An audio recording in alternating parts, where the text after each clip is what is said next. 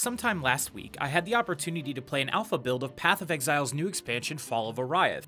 Grinding Gear Games has boasted that this is the largest content expansion for the game since its release, and after having played it, they aren't lying. I'm Colton from MMOHuts.com, and here's our first look at Path of Exile, Fall of Oriath.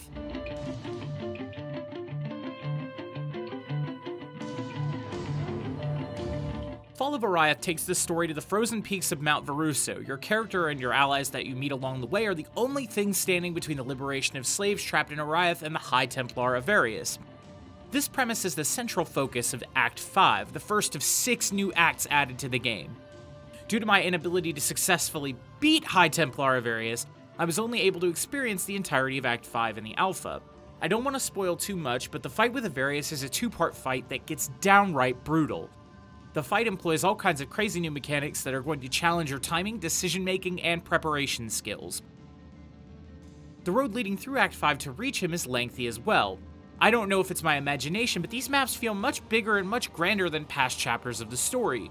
Grinding Gear didn't just add a bunch of empty space either. As you would expect from Path of Exile, every square inch of these well-designed terrains is teeming with enemies to slaughter for treasure and experience. There are also side areas that add entirely new segments to the map, like the coves in the first few acts, but on a larger scale.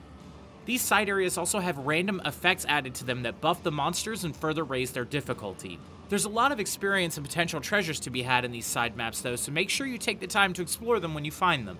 Also new to Fall of Oriath is the Pantheon system, which is a new way to add additional powers to your characters. They're introduced in Act 6 of the story and are continually introduced throughout Act 10. The world is threatened by both minor and major gods. Defeating them allows you to absorb their powers, giving you advantages or protections against that god's natural domain.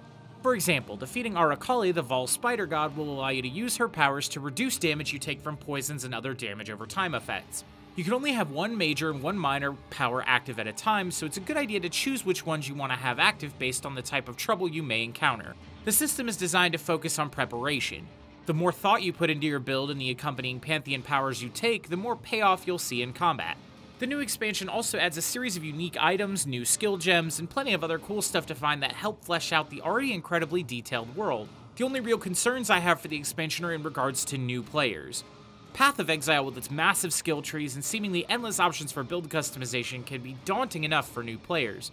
My worry is that adding in yet another system with the Pantheon powers to keep track of could be even more intimidating.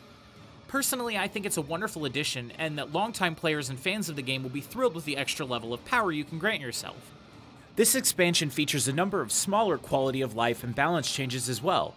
The minimap has been rebuilt to be easier to read and navigate, and has a new way for you to see where you have and haven't been in an area to make doing full clears easier and more efficient. Damage over time effects, which have been a staple of endgame builds for a while now, are being adjusted as well.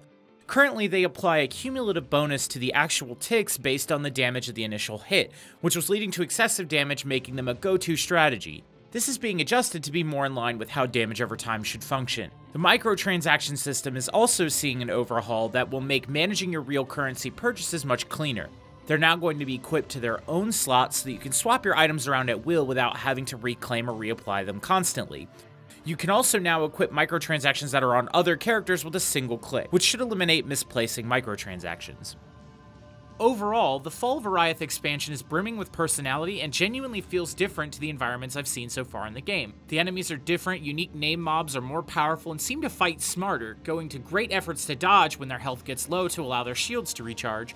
And the new boss mechanics, even for just the first boss, are vicious but make you feel like a proper god killer once you figured them out. Fans of action RPGs, and especially fans of Path of Exile's offerings up to this point, will be blown away by Fall of Oriath, which launches into beta on June 7th. The expected full release for the expansion is July of this year. Well, that's all for today. Let me know how pumped you are for this expansion down in the comments below. Make sure you subscribe and keep it locked on MMOHuts.com for all the latest gaming news and reviews.